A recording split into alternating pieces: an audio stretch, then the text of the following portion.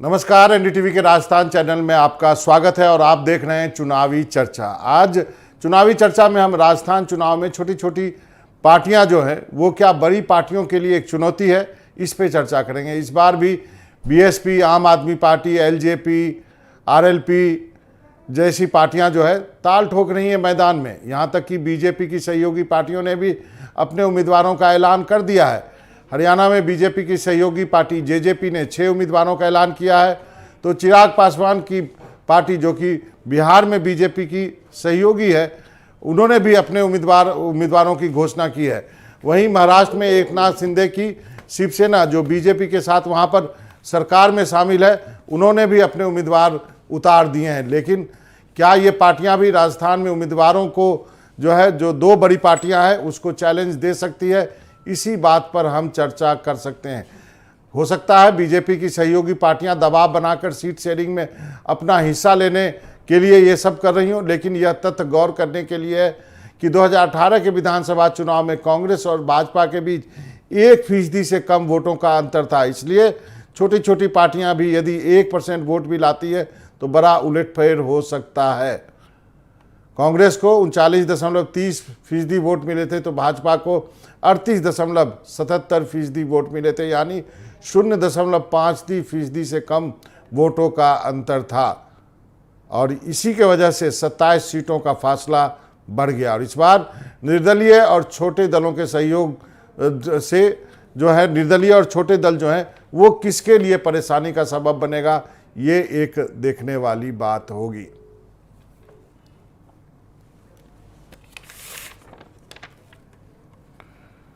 और सीधे अपनी सहयोगी हर्षा के पास चल सकते हैं और आशुतोष रावत भी हमारे साथ जुड़ गए हैं। सबसे पहले हर्षा, आपके साथ ये जो राजस्थान में जो कांटों की टक्कर होती है, ये जो इतने कम मतों का अंतर रहता है, ये किसी का भी खेल बिगाड़ सकती है, आपका क्या आकलन है? जी देखिए, अगर हम पिछली बार के आंकड़े देखें तो मनोरंजन आप देखेंगे कि 0.53 का अंतर था सिर्फ। इसका मतलब है कि 20-30 सीटें ऐसी थी जिसके कारण ये चुनाव कहीं ना कहीं बदला है या पलटी खाया है। ऐसे में आप बिल्कुल सही कह रहे हैं, और खासकर इस इलेक्शन में जहां कोई वेव हमको नहीं दिख रही है, खाली रिवॉल्विंग डोर ऑफ पॉलिटिक्स है, एंटी इनकम्बेंसी है, जब कोई वेव नहीं दिख रही है तो ये जो अंतर है ये बिल्कुल निर्णायक साबित हो सकता है। और अब हम देख रहे हैं कि AIMMIM जो ओवैसी जी की पार्टी है वो आ रही है। आपने भी अपना नेशनल लेवल पे एक तरह से अपना दबदबा बनाया है, और हम देख रहे हैं कि आप भी ऐसे लोगों को ले रहा है, जैसे फॉर एग्जाम्पल पुराने शहर में, जयपुर शहर में अगर पप्पू कुरैशी और उमरात दान वहां पर चले जाते हैं तो कांग्रेस की चांसेस में बहुत ज्यादा फर्क पड़ेगा। तो इस तरह से जो इंडिपेंडेंट्स या जो छोटी पार्टियां हैं ये बड़ी पार्टियों का खेल बिगाड़ सकती है। बहुत ज्यादा वोटिंग परसेंटेज इनका नहीं रहेगा, लेकिन खेल ये जरूर बिगाड़ सकती है। बाबा, तो इनमें नुकसान किसको ज़्यादा लगता है कि यदि हम हनुमान बेनीवाल की भी बात करें या फिर हम शिवसेना की भी बात करें, शिंदे गुट के, और बाकी पार्टियों का भी बात करें, यदि हम चिराग पासवान की पार्टी का भी बात करें, तो दोनों तरफ ऐसे छोटी छोटी पार्टियां हैं जो दोनों तरफ सेंध लगा सकती हैं। कुछ पार्टियां कांग्रेस को तो कुछ पार्टियां बीजेपी को। बिल्कुल देखिए, आप और जो ओवैसी की पार्टी है वो सीधा सीधा कांग्रेस का वोट बैंक पे सेंध मारेगी। ये हमने गुजरात में भी देखा, और ये क्लियर है। कोई लोग कहते हैं, कांग्रेस आरोप लगाती है कि ओवैसी जो है वो टीम बी है बीजेपी की, और उन्होंने खुद भी इस बात का जिक्र करते हुए वापस उसका जवाब भी दिया है। तो आप और अगर ओवैसी की पार्टी है तो सीधा का सीधा वोट बैंक का असर पड़ेगा कांग्रेस की वोट बैंक पर। लेकिन अगर आप आरएलपी का देखें तो आरएलपी जो है वो एक जातिगत वोट बैंक को साधता है, और ऐसे में वो वोट बैंक जितना स्प्लिंटर होगा उतना कांग्रेस को फायदा होगा। जी जी जी, आप बने रहिए हमारे साथ। हम आशुतोष जी के पास चलते हैं। आशुतोष जी, आपका क्या आकलन है? ये छोटी छोटी पार्टियां जो हैं वो 0.53% वोटों का अंतर हो, तो ये बड़े मायने रखती हैं। बिल्कुल मनोरंजन जी, ये देखिए, जो पिछले बार का जो 2018 के परिणाम थे, उसमें भारतीय जनता पार्टी और कांग्रेस के बीच में 0.5% के वोट परसेंटेज का अंतर था। हालांकि सीटों की संख्या में अगर हम इसको देखें तो यह 26 जरूर था, लेकिन वोट परसेंटेज में 0.5% का अंतर था। हालांकि इसमें एक चीज और भी रोचक देखने वाली है कि पिछले बार जो राजस्थान विधानसभा के चुनाव हुए थे, उसमें से 1.3% नोटा को भी वोट पड़े थे। तो नोटा के वोटों के को जोड़े, और अगर इन छोटी राजनीतिक पार्टियां जो इस रीजनल लेवल पर हैं या नेशनल है, आम आदमी पार्टी को राजस्थान के हिसाब से आप छोटी पार्टी जरूर कहेंगे, लेकिन नेशनल पार्टी को बिलोंग करती है, तो अगर इन दोनों लोगों के कैलकुलेशन को अगर आप कैलकुलेट करेंगे तो पाएंगे कि निश्चित तौर पर राजस्थान में इस बार बड़ा फेरबदल देखने के लिए इन राजनीतिक दलों की वजह से मिल सकता है। इस यहाँ पर एक चीज और भी मनोरंजन जी आप गौर करेंगे कि जो पिछले चुनाव थे, जहां पिछले चुनाव तक राजस्थान के अंदर राज और राज बदलने का एक जो रिवाज था, इस बार वो लहर भी हल्की और धीमी दिख रही है। साथ में कांग्रेस सरकार जो अभी यहाँ पर शासन में है, उसके खिलाफ बहुत ज्यादा एंटी इनकम्बेंसी नहीं देखने के लिए मिल रही है। इसलिए ये जो 1%, 2% और 3% का जो खेल है, वो निश्चित तौर पर बहुत रोचक होगा। और साथ में 5000 से कम वोटों से पिछली बार 39 विधानसभा चुनावों के परिणाम प्रभावित हुए थे। तो अगर 39 विधानसभा ऐसी राजस्थान के 200 में से हैं, आप ये कह सकते हैं कि एक बड़ा परसेंटेज ऐसा है जहां हार जीत का अंतर 5000 से कम वोटों से है। तो निश्चित तौर पर यह जो छोटी पार्टियां हैं, ये निश्चित तौर पर बड़े राजनीतिक दलों का खेल इस बार बनाएंगी या बिगाड़ेंगी। मनोज जी हाँ, यहाँ पे कांग्रेस प्रवक्ता को लाना जरूरी है कि प्रतिष्ठा जी, आपसे मेरा सवाल है, और श्याम जी भी हमारे साथ जुड़ गए बीजेपी से। प्रतिष्ठा जी, आपको क्या लगता है, कांग्रेस को थोड़ा होमवर्क करना चाहिए था, थोड़ा सभी पार्टियों से यदि बात करते, शायद एक इकट्ठा मंच जो इंडिया मंच है उसी के तहत लड़ते तो ज़्यादा मजबूत स्थिति में रहते। आप पार्टी क्या सोच रही है इस बारे में? देखिए, ये तो हम जो क्षेत्रीय पार्टियां हैं, छोटी पार्टियां, सबका अपना अपना स्वार्थ है, और निश्चित रूप से लोकतंत्र में सबको राइट है अपने हिसाब से अपना डिसीजन लेने की। लेकिन हमने देखा कि बसपा ने तो जो मेजर उनका यूपी में रहता है, लेकिन इस बार तो वो यूपी के अंदर भी कोई परफॉर्मेंस नहीं कर पाए, बिल्कुल फेलियर सी पार्टी नजर आई। तो इस तरह से देखो, ये तो निश्चित बात है कि जो छोटी पार्टियां हैं वो वोटों को का प्रतिशत से कुछ शेयरिंग उनकी होती है, तो निश्चित रूप से बड़ी पार्टियों को नुकसान होता है। लेकिन इसका मतलब ये लगा लो कि कुछ पार्टियों का कांग्रेस को थोड़ा नुकसान होगा, कुछ का बीजेपी को। लेकिन अंततः है, क्योंकि देखिए हम तो एक बात पर काम कर रहे हैं राजस्थान में कि 5 साल तक जनता के सेवक के रूप में राजस्थान के मुख्यमंत्री जी ने जो सेवा की है, उसके आधार पर हमारी पार्टी का अच्छा परफॉर्मेंस राजस्थान में रहने वाला है। ये हमें पूरा जनता के आशीर्वाद से पूरा विश्वास है कि जनता काम को सलाम करेगी। वो तो वोटिंग के बाद पता चलेगा मैडम, वो तो वोटिंग के बाद पता चलेगा। श्याम जी के पास चलते हैं। श्याम जी, आप, बीजेपी बहुत खुश होगी कि चलिए आम आदमी पार्टी भी आ गई है, बीएसपी भी आ गई है, बाकी पार्टियां भी है, लेकिन ऐसा नहीं है, कुछ वोट बीजेपी का भी कटता है, और आपकी कुछ सहयोगी दल है, चिराग पासवान की पार्टी, चाहे शिंदे गुट की जो शिवसेना, वो भी है मैदान में।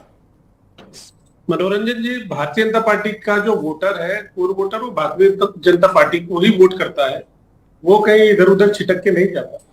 बाकी जो कुछ न्यूट्रल वोट होते हैं, जैसा कि हमने पिछली बार देखा, टोटल वोट में से हमें जो कम वोट मिले वो मात्र इतना था कि एक बूथ पे लगभग 3 वोट, जिससे कि हमारी हार हुई।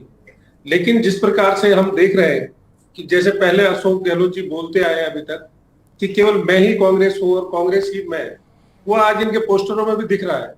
जिस प्रकार आप देखेंगे कि प्रचार के लिए जो पोस्टर होर्डिंग लगाए गए हैं, सब जगह केवल अशोक गहलोत और डोडासरा जी का फोटो, और जिस प्रकार से उन्होंने कहा था नाकारा, निकम्मा और नालायक सचिन पायलट जी के लिए, उनके बहुत छोटे छोटे से इतने छोटे फोटो है कि आप रुक कर भी देखना चाहें तो स्पष्ट रूप से आप उनको देख नहीं सकते।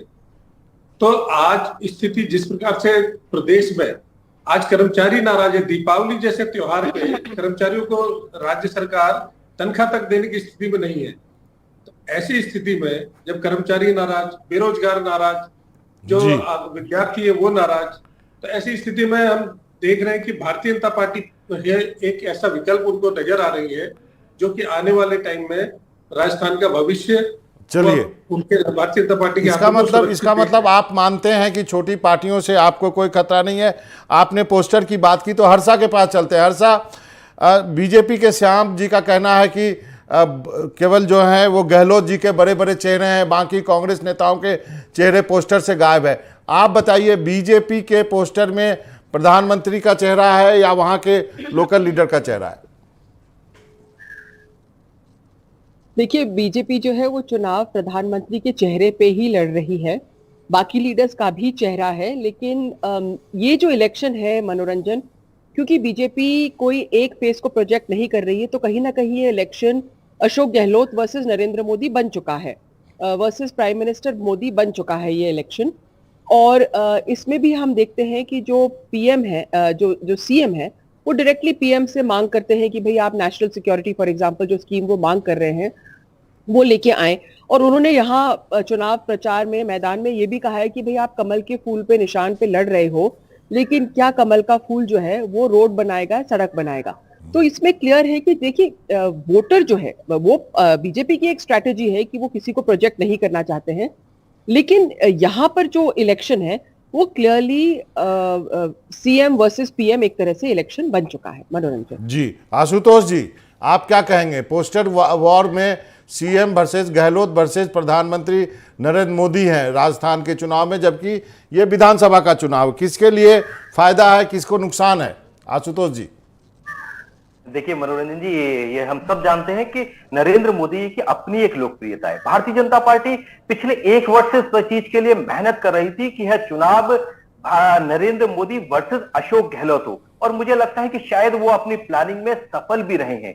भारतीय जनता पार्टी के लिए ये बहुत फेवरेबल कंडीशंस हैं कि वह नरेंद्र मोदी वर्सेस अशोक गहलोत चुनाव करवा पाए। हालांकि अशोक गहलोत जी ने जो एज ए मुख्यमंत्री, अगर आप उनके कार्यकाल को देखें तो इतना सब कुछ जनता को देने की कोशिश अपने अंतिम वर्ष में की है। इतने तरह की तमाम कल्याणकारी वो योजनाएं लोगों के लिए लाए हैं। अभी पिछले दिनों ही 7 और गारंटी योजनाएं उन्होंने घोषित की हैं। तो निश्चित तौर पर मुख्यमंत्री अशोक गहलोत भी, कांग्रेस यही स्वाभाविक तौर पर चाहती है कि अशोक गहलोत के चेहरे पर ही चुनाव लड़ा जाए, क्योंकि अशोक गहलोत जी के खिलाफ कोई माहौल नहीं है। हालांकि सरकार के कामकाज को भारतीय जनता पार्टी घेरती आई है, लेकिन मुख्यमंत्री अशोक गहलोत के ऊपर सीधे कोई आरोप भारतीय जनता पार्टी इन पिछले 4.5 साल में नहीं लगा पाई है। तो निश्चित तौर पर यह चुनाव दोनों जो बड़े राजनीतिक दल जैसा चाह रहे थे, अभी तक वैसे ही मोड़ में दिख रहा है। भारतीय जनता पार्टी चाहती थी कि नरेंद्र मोदी जी के चेहरे पर वोट पड़े, और कांग्रेस चाहती थी कि अशोक गहलोत जी के चेहरे को चेहरे के नाम पर कांग्रेस वोट ले। तो दोनों राजनीतिक दल अभी तक अपनी प्लानिंग में सफल हुए। हालांकि ये बात तो हमको दिसंबर में जाकर के पता चलेगी कि किसकी प्लानिंग ज्यादा अच्छी थी और कौन अपनी प्लानिंग में ज्यादा सफल। प्रतिष्ठा जी, सबसे बड़ी बात है, आप क्या अशोक गहलोत बनाम नरेंद्र मोदी जो है राजस्थान का चुनाव होता जा रहा है, राहुल गांधी प्रियंका को पीछे क्यों छोड़ दिया आपने, गहलोत जी को आगे कर दिया? चुनाव राजस्थान का हो रहा है सर, तो राजस्थान में अब बीजेपी के पास कोई लीडरशिप नहीं है, झगड़ा है, इसलिए इनके पास नेतृत्व नहीं है। हमारे पास सीएम का फेस है, वर्तमान सीएम है, उनके नेतृत्व में हम राजस्थान का चुनाव लड़ रहे हैं। अब इनकी समस्या है ये कि यहाँ लोकल लीडरशिप इनके पास है नहीं, तो केवल एक व्यक्ति के चेहरे पर ये चुनाव लड़ने का प्रयास कर रहे हैं कि मोदी ये चुनाव का चेहरा है हमारा। लेकिन स्थानीय जो मुद्दे हैं उनमें स्थानीय नेता को कम करना ये बीजेपी की स्ट्रेटजी है।